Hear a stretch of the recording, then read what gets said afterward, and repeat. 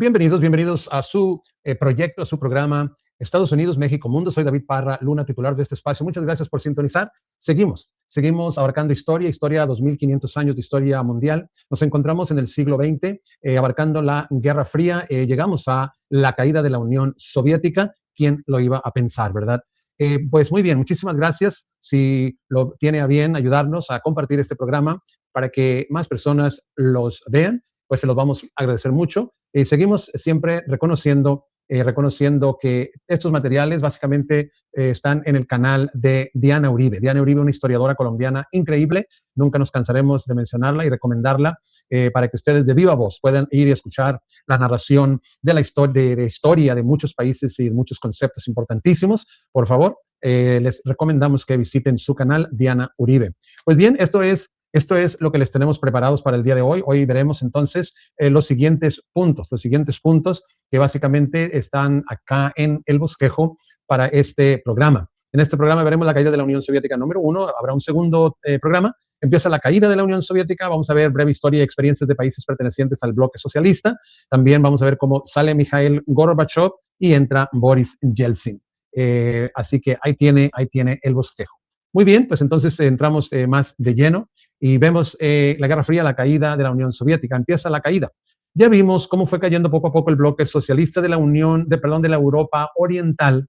Ahora veremos que la dinámica que desbarataba dicho bloque va a llegar a casa, a lo que llaman rancho, o sea, dentro de la Unión Soviética. Esto tiene una lógica que es perfectamente coherente.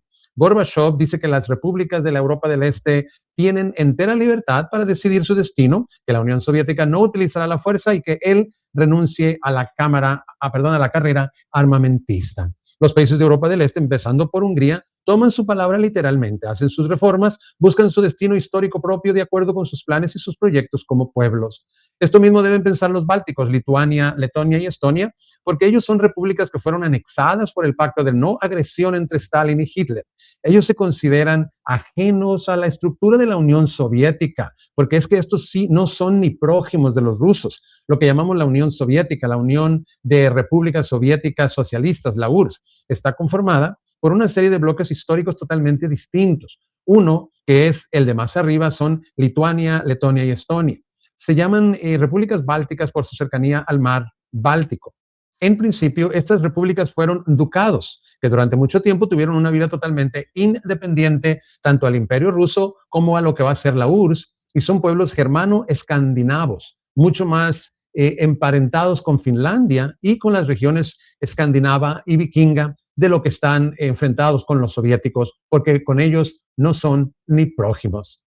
La primera jugada que le hicieron a los bálticos fue en la época de las guerras napoleónicas, 1803-1815. Napoleón de Francia, antes de invadir Rusia, hizo lo mismo que haría Hitler en Alemania, o sea, un pacto de no agresión. Lo hizo con Alejandro I de Rusia y le preguntó: Alejandro, ¿te molestaría que yo avanzara sobre toda Europa hasta aquí? Y Alejandro le dijo: no, si a ti no te molesta que yo avance sobre Lituania, Letonia, Estonia y Finlandia, que en ese momento no eran naciones sino ducados. Ahí se van a anexar las repúblicas bálticas, los ducados de Lituania, que siempre fueron pueblos que estuvieron en peligro. Ahora, esos ducados eran importantes porque fueron primero anexados durante la época de Pedro el Grande de Rusia. O sea, Pedro el Grande llegó hasta allá, libró una batalla contra el Imperio Sueco en 1709 y le robó la hegemonía del mar, y de ahí en adelante los suecos decayeron. Grandes como habían sido como vikingos, su era terminó en los tiempos de Pedro el Grande. Pedro el Grande decidió europeizar a Rusia para evitar que Europa se la tragara. La saca por el mar Báltico, derrotar a los suecos y crea una ciudad en su nombre llamada San Petersburgo. Desde ahí estamos con el asunto báltico, pero siempre con asuntos que no tienen que ver con los bálticos, sino con los intereses de los rusos. Por lo tanto, los bálticos siempre se sienten en guardia con los rusos y sus razones tienen. Esas repúblicas bálticas las tuvo que entregar Lenin para poder salir de la Primera Guerra Mundial y hacer la revolución, esto en 1907. Recordemos que usted no puede salir de una guerra diciendo no juego más, porque eso no es así. Lenin entregó Lituania, Letonia y Estonia como parte de pago a Alemania para que dejara a Rusia salir de la guerra y hacer su revolución. Eso se supone que iba a quedar en manos de los alemanes, Pero los alemanes pierden la guerra, estas repúblicas quedaron independientes y al quedar independientes vuelven a sus propios pies, pero luego Stalin las vuelve a anexar en el pacto de no agresión con Hitler. Estas repúblicas se van a sentir sumamente agredidas por estos vaivenes y van a considerar que los soviéticos son unos enemigos terribles de su autonomía. Y por lo tanto, todo lo que está pasando en Europa del Este, esto ahora ya en el presente, les viene como anillo al dedo para sus propios planes de independencia. Hay otras repúblicas que son propiamente dichas eslavas, la Rusia eslava, que son Rusia, Ucrania y Bielorrusia, los eslavos del este. Ellos son el núcleo histórico de la nación. También están las de la región de Transcaucasia al sur, es decir, las que están en los mares Negro y Caspio, que son Georgia, Armenia y Azerbaiyán. Y hay unas enormes que están en el mero centro de Asia, que son las que limitan con Afganistán, que son Tayikistán, Uzbekistán, Kazajistán, Turkmenistán y Kirguistán. Estas del centro Asia, que son gigantescas, son repúblicas centroasiáticas musulmanes con una fuerte población mongola, también forman parte de la URSS, porque los rusos como imperio en tiempos desde Pedro, pasando por Catalina, Alejandro, Nicolás, se fueron anexando pedazos y pedazos de los pueblos de al lado hasta que la Unión Soviética llegó a tener en sus épocas esplendorosas 22 millones de kilómetros cuadrados, la sexta parte del planeta Tierra. Esto llegó a ser descomunal.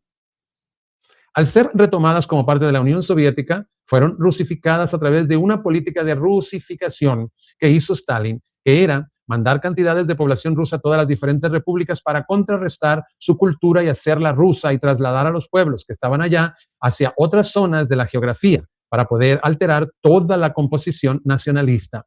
En esa cayeron los chechenos, porque los desplazaron desde Chechenia a la orilla del Cáucaso, los desplazaron hasta Kazajistán y los hicieron sufrir muchísimo y parte de la bronca que tienen es de esa época.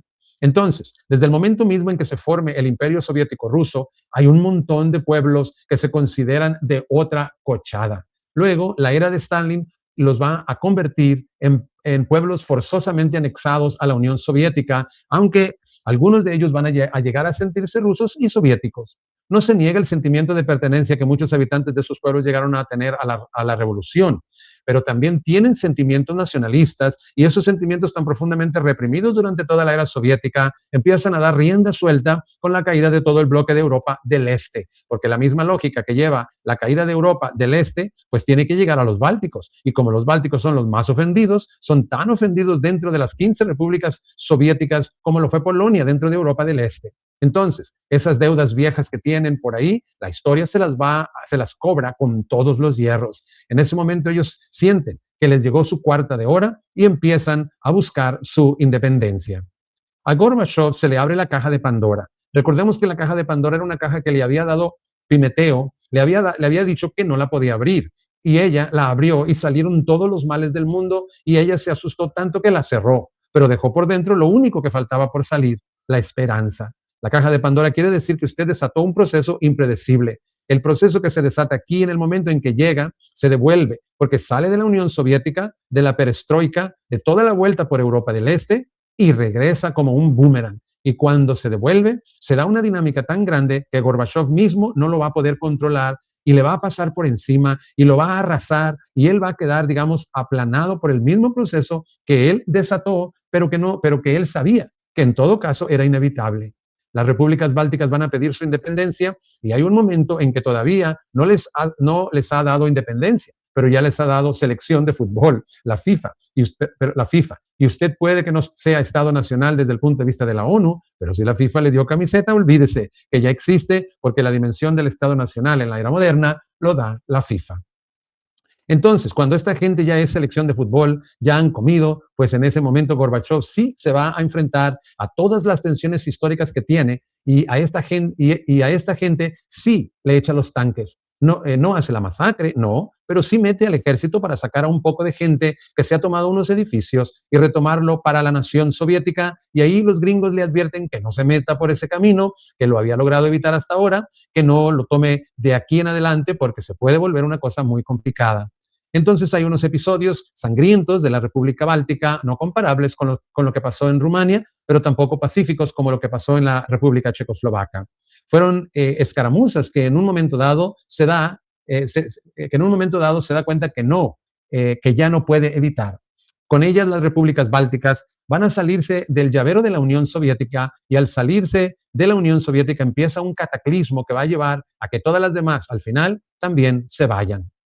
Las canciones tan tradicionales de la música rusa y tan emblemáticas de la Unión Soviética ya no se van a cantar en las repúblicas bálticas, porque está empezando un proceso de desprendimiento. Este proceso estaba destinado a ocurrir desde el momento mismo en que todos estos pueblos fueron anexados mediante procesos violentos y forzosos, solo que la revolución, por su carácter supranacional y antirreligioso, le dio un aire de 70 años más a un problema que ya tenía planteado desde tiempos inmemoriales.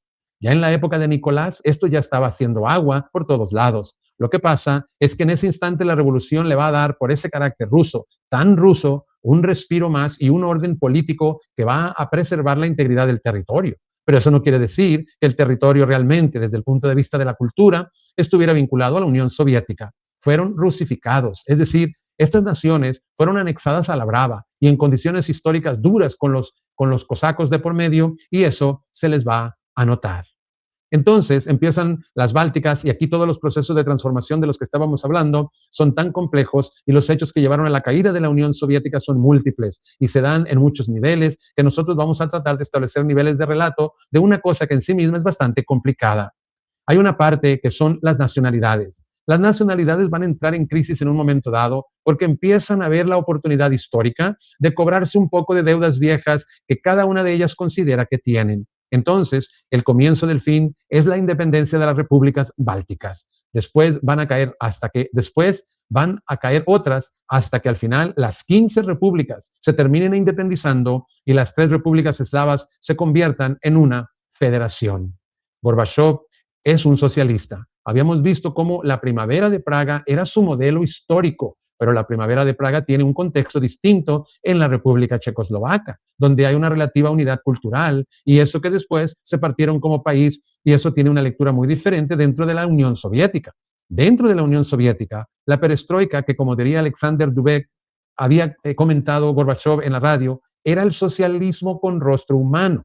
La perestroika ya llevada a la Unión Soviética con toda la cantidad de pueblos que habían sido aplastados de procesos dolorísimos que había habido, tiene un contenido muy distinto. Llega en un momento en que ya están exhaustos, ya sin fe en los cambios. Ahí nos vamos a enfrentar con 2 sectores, el drama del reformador.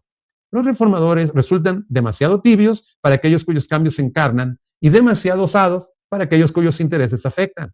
Al reformador la historia lo rompe, como a Salvador Allende, como a Francisco I. Madero, como al mismo Gorbachev. Pero sin reformadores, la historia no avanzaría, porque es que son ellos los que dan los pasos para que la historia siga avanzando. Entonces, Gorbachev quiere reformar el socialismo, o sea, pongámonos en los zapatos de Gorbachev, el tipo socialista, quiere que el modelo funcione, pero ha enfrentado a la crisis de una economía derrumbada que le implica tener que hacer cambios inmediatos. Está enfrentado a una realidad que es contundente y frente a la cual hay que hacer alguna cosa, y está enfrentando a la vieja guardia de un poder arraigadísimo, que es el poder del Partido Comunista, que llegó a ser absoluto. El tipo tiene que hacer las reformas que eviten que la Unión Soviética colapse en la crisis, pero a la vez tiene que responder al hecho de que él mismo es comunista. Entonces, ¿hasta dónde van las reformas? ¿Y hasta dónde va la fidelidad al comunismo soviético? Porque finalmente él es soviet, él es el secretario general del Partido Comunista, el soviet supremo. El tipo tiene un compromiso ideológico y cree en él, pero también cree en los cambios. Esta tensión histórica lo va a romper porque los acontecimientos a él se le van a precipitar más allá de su propio control. O sea, usted sabe cómo empiezan los procesos en la historia, pero nunca puede saber cómo terminan, porque eso se vuelve una cosa que ya después usted no controla. Entonces, la perestroika, la apertura económica, empieza con el desmonte del socialismo, pero todavía hay un momento en que el socialismo se demonta, pero el capitalismo no ha llegado, entre otras cosas porque la presión de la vieja guardia del partido es muy grande. En ese momento empieza a haber desabastecimiento. Hay un punto en que todo el mundo está muy contento por los cambios, por la libertad, porque se percibe un aire diferente. En 2 años, él va a desmontar el miedo. Pero por el otro lado, las cosas se miden por lo que usted encuentra en las tiendas. Y si usted va a la tienda y no hay comida, pues no hay comida. Y a eso le pueden echar el cuento que quiera, pero no hay comida. Entonces, digamos, no logran traducir a la vida cotidiana el esplendor de los cambios que un pueblo ha pedido. Los cambios en sí mismos no se comen. La comida que se come sigue siendo la que usted encuentra en el supermercado, en las tiendas. Si usted no encuentra comida, ahí le pueden echar pajaritos en el aire, pero son solamente pajaritos en el aire y no hay comida, y eso lo debilita mucho. Él tendría, Gorbachev, dicen los analistas, que haber abierto el mercado para que rodaran los productos de Occidente, pero eso hubiera sido una provocación ya demasiado grande con la vieja guardia del Partido Comunista. Estaba entre dos fuegos. Si deja rodar el mercado, le pone el cascabel al gato de la vieja guardia del Partido Comunista. Y si no lo deja rodar, pues el mismo pueblo lo va a echar de ahí por desabastecimiento. En todas estas tensiones, Rusia enfrenta cambios culturales profundos. Llega la era del rock, entran en contacto con Occidente. Una joven generación quiere mirar qué ha pasado con el mundo, porque ellos habían creado un universo propio en el cual se veían reflejados, pero no supieron qué estaba pasando al otro lado del planeta, más allá de las fronteras de su dominio político. Por eso, en ese tiempo, los rockeros el rock empieza a escucharse en ruso. Una generación de jóvenes empieza a salir a las calles, a tomar cerveza por las calles y a emparrandarse, a mirar a ver cómo es el mundo que no han conocido, y empiezan las transformaciones más impresionantes al interior de la cultura de la Unión Soviética. Pero vienen los tiempos de la incertidumbre. Por un lado, no hay comida, y sin comida cualquier cosa es cuento. Esto es lo que va a llegar a las cartillas, esto es lo que va a llevar a las cartillas de racionamiento y la desintegración, a que las mujeres no tengan hijos, porque en un sistema donde todo le estaba garantizado a usted desde el momento en que naciera hasta el momento en que fuera a morir, sus hijos los educaba el Estado, los atendían los médicos del Estado. Cuando se empieza a desmontar todo esto, usted, al no conocer otro sistema, ya no puede traer niños porque no sabe cómo los va a criar. Una generación no va a nacer, y esa generación está haciendo falta hoy con urgencia. Hasta 1989, máximo 1990, nacen bebés, y después ya no van a nacer hasta los 2000, que vuelven a tener plata para poder criar bebés. Pero ahí se va a formar una época de cartillas de racionamiento, que en Moscú y en San Petersburgo duraron 2 años, pero en lugares como Irkutsk duraron 8 años. La época de racionamiento y de cartillas hace que la vida cotidiana del modelo no sea respirable. ¿Qué hace Gorbachev? Es una figura que hay que mirar desde muchos ángulos. Quita el aparato del miedo, renuncia al terror en todas sus formas, al terror anatómico, al control social, a los aparatos de represión del Estado, que tanto al interior de la Unión Soviética como en las repúblicas de Europa del Este habían creado un bloque de tal naturaleza que un escritor inglés inspirado en el modelo soviético que él vio de Stalin, un escritor comunista que peleó en España con los republicanos, socialista era él, que peleó en España con los republicanos, un hombre de izquierda, un intelectual sumamente crítico que el mundo conocería con el seudónimo de George Well, escribiría, a propósito del modelo soviético, 2 novelas de una trascendencia y de una vigencia sobre todo que se llaman, una es La rebelión en la granja y la otra se llama 1984, inspiradas en lo que él vio que era el stalinismo. Entonces, el modelo de terror, porque es que todas estas repúblicas estaban pegadas por el terror. Eran los organismos de control del Estado los que mantenían a todos estos pueblos profundamente atados los unos a los otros, porque hay de usted que levante la cabeza. Orwell escribe la historia de un mundo completamente controlado. En 1984, su novela, él habla de un mundo donde los que están organizando la sociedad tienen perfectamente claro cómo funciona la historia y van a controlarla para que funcione a su favor. Esto es hipotético. Hablan de una sociedad donde existen 3 niveles de personas: los altos, los bajos y los medios. Sí, los altos viven divinamente. Los medios siempre van a querer ser altos. Los bajos se unirán con los medios para tratar de ser ellos medios y derrocar a los altos. Digamos, es la dinámica social. Para que esto se mantenga en los niveles de altos, medios y bajos, hay que controlar y manipular la sociedad. Él habla de una sociedad industrial que, como ya produce suficientes excedentes para satisfacer las necesidades básicas de la mayoría de la población, si todo el mundo comiera, todo el mundo pensaría. Si todo el mundo tuviera la posibilidad de acceder a un nivel de vida mejor, todo el mundo estaría en capacidad de reflexionar sobre la sociedad y con el tiempo querrían ser altos. Entonces, se necesita que no tengan ni tiempo para pensar ni tiempo para comer, para que no se pongan demasiado críticos y no tengan una idea muy subversiva de lo que pueda ser la realidad.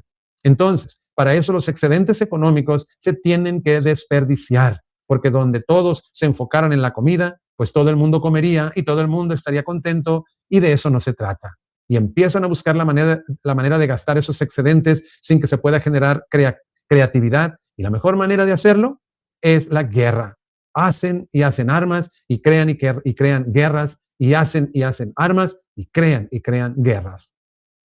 De esa manera, mucha gente está trabajando en la industria de destrucción. Esas armas no son recuperables porque esto se destruye y no genera ningún otro tipo de creación. Tampoco sirve para comer. Eso inmediatamente es incompatible con la comida porque usted las balas no se las come. Entonces ponen a la gente en las guerras. ¿Qué tipo de guerras? Guerras que no se pueden ganar, pero que tampoco se pueden perder. Guerras de tablas, como fue la Guerra Fría, una guerra en la que usted finalmente no va a definir nada, pero tiene a todo el mundo ahí. En la guerra usted empieza a manejar el miedo. Usted no puede estar tan asustado que no pueda respirar, porque así no hay chiste. Tiene que estar asustadito como un panquín de eso que usted sienta que alguien lo puede salvar, porque si usted no siente que tenga esperanza que lo puede salvar a nadie, ya no sirve el terror. Tiene que ser un terror del cual alguien lo pueda salvar. Entonces ese terror tiene que tener alguien a quien odiar, alguien que encarne el odio y alguien que encarne la salvación. El odio tiene que tener la figura de una persona porque los ideales o las ideas son difíciles de odiar en sí mismas.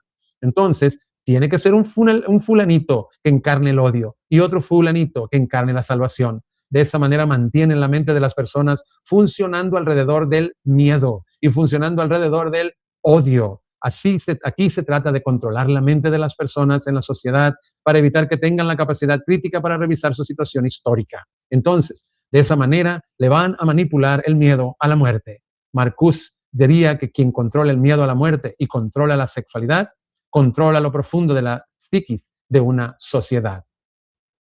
Entonces empiezan a darle toda la alimentación al miedo. Hay prácticas cotidianas para hacer que esto sea eficaz. Por ejemplo, los 2 minutos de odio diarios.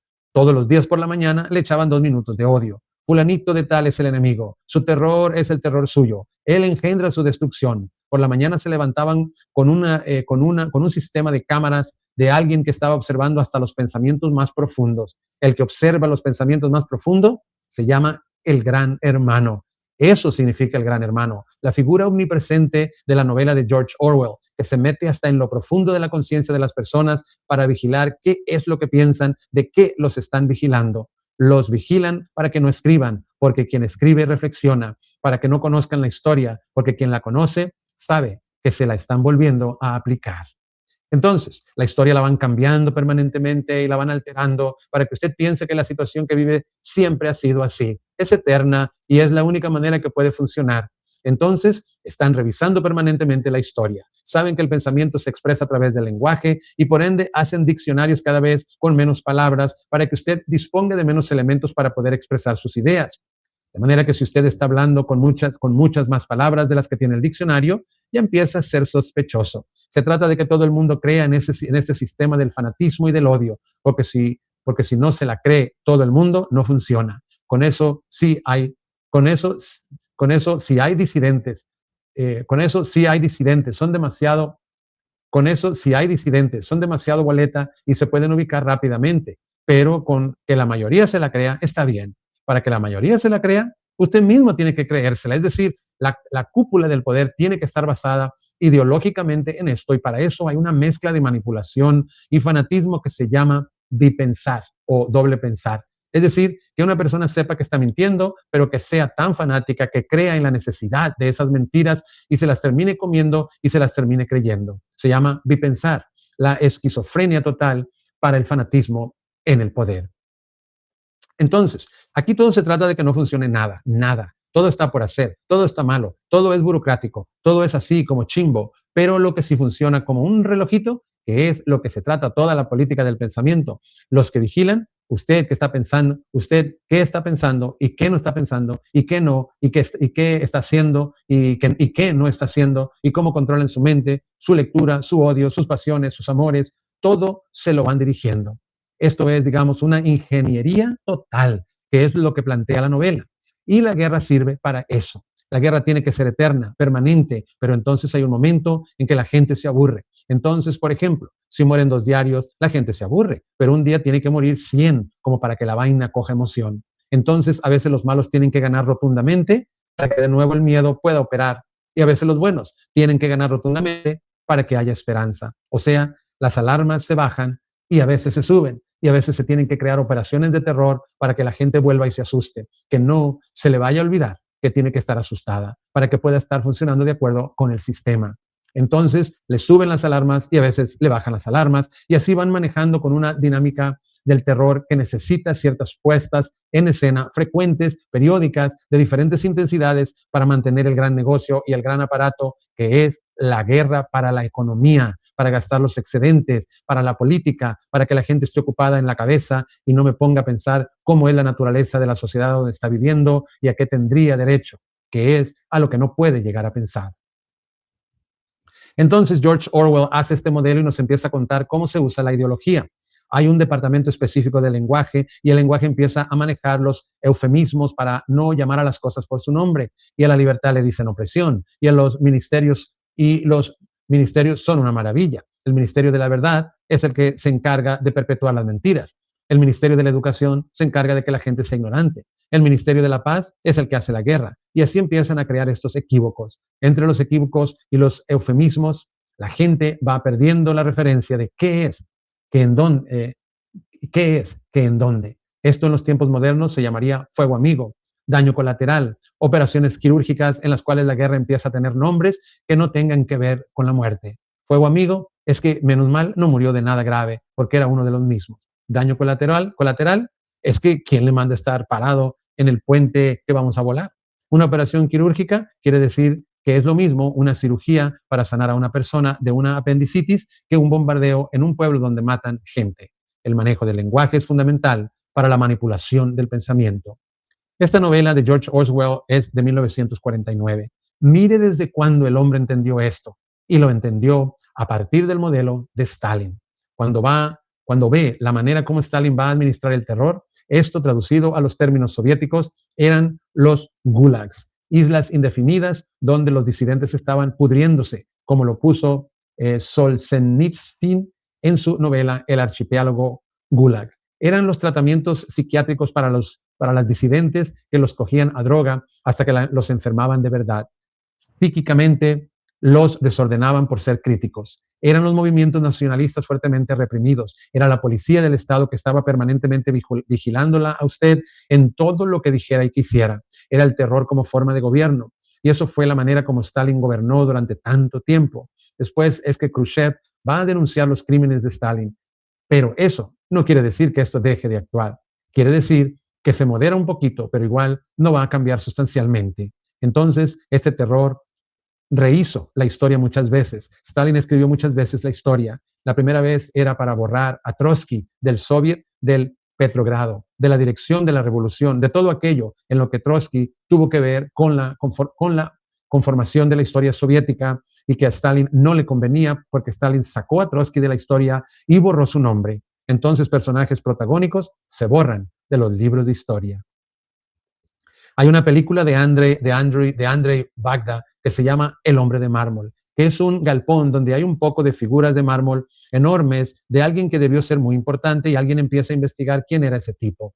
Resulta que ese tipo era un héroe, un obrero ejemplar. De pronto entra en una crítica, en una disidencia con el partido y lo borran. Sus estatuas salen de todas partes, su nombre ya no vuelve a existir y queda arrumado en un galpón donde nunca existe. Entonces, en este sistema se jugaba con la exaltación o la desaparición pública de un personaje. Se jugaba con que ser crítico podía implicar el exilio o el psiquiátrico o la muerte, en cualquiera de los casos, pero no podía haber disidencia.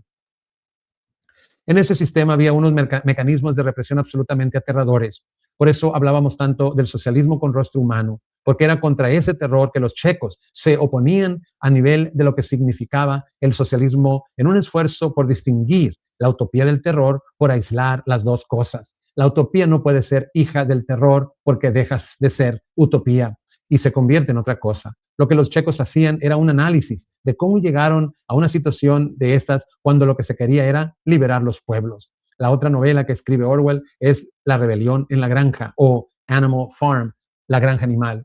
Habla de un granjero que trata a su pueblo, a sus animales, con una crueldad horrible. Los animales se unen todos, matan al granjero, se consideran libres, hacen una cantidad de leyes que son las leyes de los animales, que hay que andar en cuatro patas, que eso es lo que es bueno, que el trabajo es bueno. Y los cerdos se van tomando poco a poco el liderazgo de esta revolución y terminan cambiando las leyes y terminan andando en dos patas y terminan siendo tan crueles como el granjero. Entonces, estos dos libros nos ilustran la metáfora del mecanismo del terror que durante tanto tiempo sirvió de cohesión histórica a los pueblos anexados durante y después del zarismo y a los pueblos anexados durante la repartición de los bloques históricos de la Guerra Fría. Entonces, este pedazo, que es todo el manejo del terror a través de la psiquis, del lenguaje, del pensamiento, del odio, el miedo, la amenaza, cuando una sociedad está permanentemente amenazada, empieza a ceder sus derechos porque considera que su propio bienestar es un egoísmo al lado del bienestar del conjunto. Entonces, qué va de mi libertad alrededor del hecho de que todo el mundo tenga más seguridad? Lo que se implanta aquí, tanto como lo que escribe Orwell, es de una trascendencia universal, porque este es el modelo ideológico en el cual está inscrito, pero la fórmula misma se ha utilizado y se utiliza muchas veces porque es cómo manipular una sociedad a través del terror, del miedo y a través de la supresión de las libertades en aras de un bien común. Eso era el aparato que mantenía pegada a la Unión Soviética. Al renunciar a este aparato, se le empieza a resquebrajar un edificio al que lo unía fundamentalmente la fuerza. Al desaparecer el terror, desaparece la razón para aguantarse todos estos mecanismos. Estos mecanismos habían funcionado divinamente mientras se creyera en ellos. Alguien tenía que triunfar siempre para que fuera posible que los héroes llegaran a alguna parte y porque usted no le puede matar las ilusiones a la gente. Entonces, siempre tiene que haber alguien que llegue y que lo logre para que usted sienta que es posible. Sí, como los reality shows. En los realities, alguien tiene que ganarse eso con todas las pruebas de los altos y los medios y los bajos para que usted se coma todo el cuento. Eso funciona de una manera parecida. Entonces, resulta que Gorbachev lo que hace es entender que no solamente la carrera armamentista ya no es válida, porque es parte de lo que está llevando a la Unión Soviética a la crisis económica tan terrible en la que está.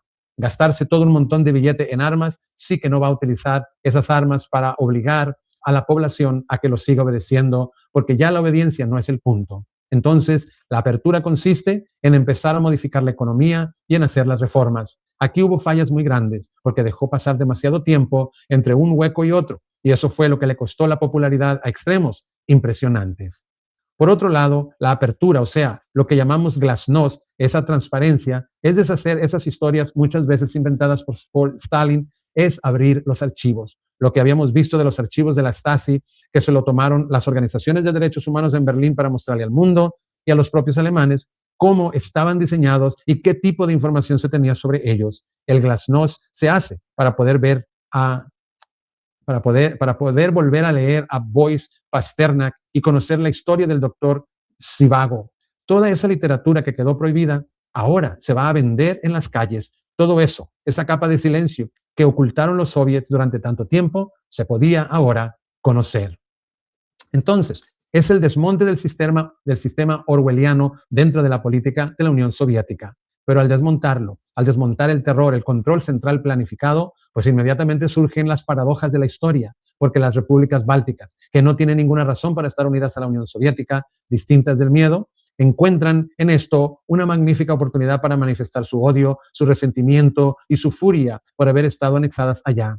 Muchas de las rabias más profundas pueden empezar a salir y al empezar a salir todo el mundo empieza a encontrar razones para no seguir aguantando una opresión más allá de lo que las personas de la Europa del Este lo hubieran creído en su momento. Entonces se acaba el pegue del imperio, el pegue del terror, pero no alcanza a llegar un bienestar económico para que la gente pueda pensar en una alternativa de transición o de permanencia o de reformas y empieza a desbaratarse.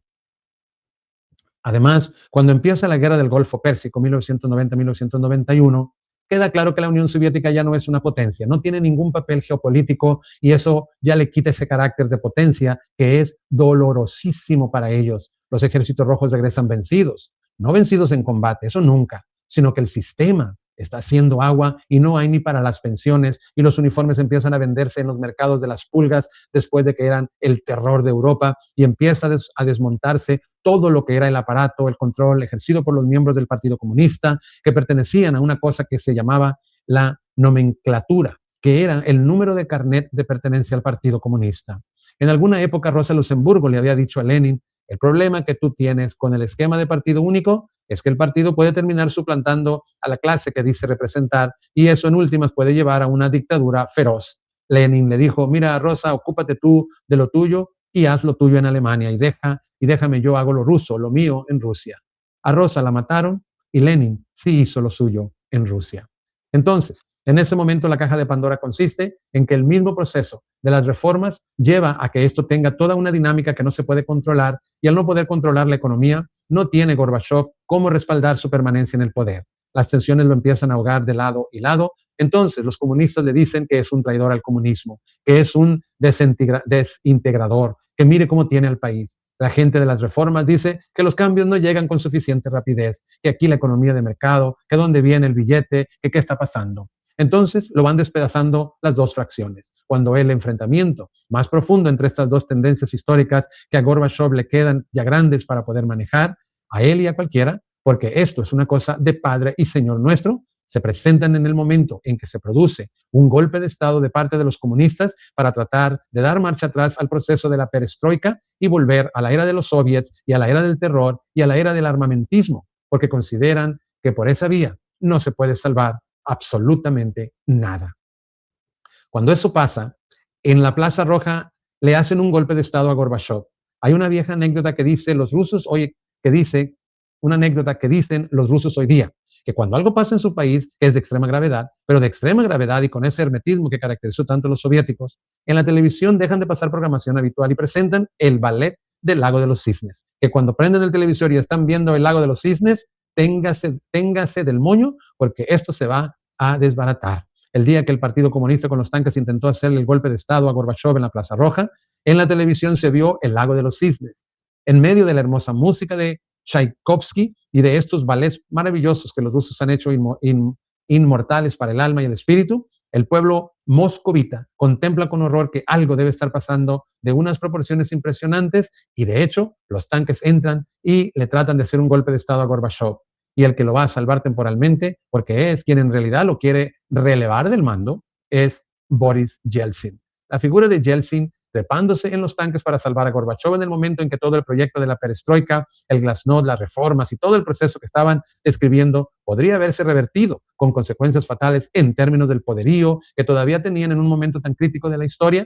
Yeltsin se porta como un héroe y lo salva, pero a la vez que lo salva, lo condena históricamente, porque a partir de este golpe los días de Gorbachev están contados. El hombre de las reformas, el hombre de la perestroika, aquel que enfrentó los cambios que de todas maneras había que enfrentar, aquel que le puso el pecho a la historia que de todas maneras había que ponerle. Digamos, quienes lo juzgan por los resultados de su gestión tampoco se imaginan que esto era una situación a la que había que ponerle una solución, porque no se podía seguir ignorando la crisis económica de la Unión Soviética. Y todos esos factores se fueron desencadenando de una manera en que ya se hicieron incontrolables.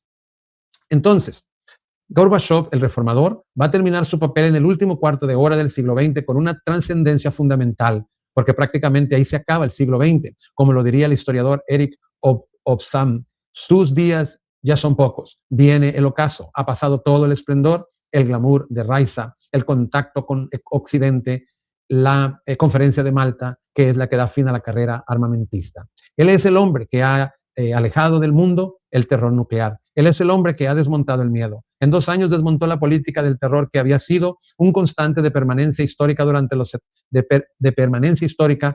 70 años del Soviet, desde que se creó la Checa, desde las épocas desde Eroski, desde la NKVD, desde la KGB. Todos esos mecanismos los desmontó. Dio origen a todas estas reformas, y ahora las reformas lo devoraron. Lo devoran los diferentes sectores que estaban andando en un lado y en el otro. Lo van cercando, y en ese momento, cuando se daba el golpe de Estado, Yeltsin lo salva, pero solamente para darle un nuevo aliento y para tomarse él el poder al final. Esta coyuntura va a precipitar la desintegración. Gorbachev nunca se imaginaba que la Unión Soviética se fuera a desintegrar.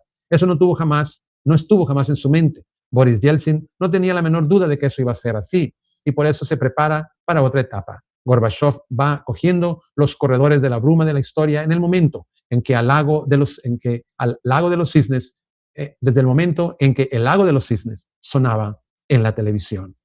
Entonces, la manera como se da este relevo, las transformaciones más profundas, la desintegración propiamente dicha y el momento en que la segunda potencia del planeta Tierra desaparece de la historia para convertirse en algo completamente distinto y detrás de ella la estela del cometa de lo que significó en todo el siglo XX, lo veremos en el siguiente programa. Es así, es así. Entonces, como llegamos al final de este programa, espero que le esté instruyendo así como a mí. Es impresionante lo que se aprende, es impresionante el pasado que podemos ahora repasar con la ayuda de Diana Uribe, y esto seguramente nos ayudará a sacar conclusiones de cómo hemos llegado a donde estamos y qué podemos ahora hacer para entender mejor todo esto, buscar una unidad en torno a un proyecto y buscar acciones que puedan mejorar la vida de todos. Muchísimas gracias. Aquí terminamos el programa y será entonces hasta la próxima. Pásela muy bien.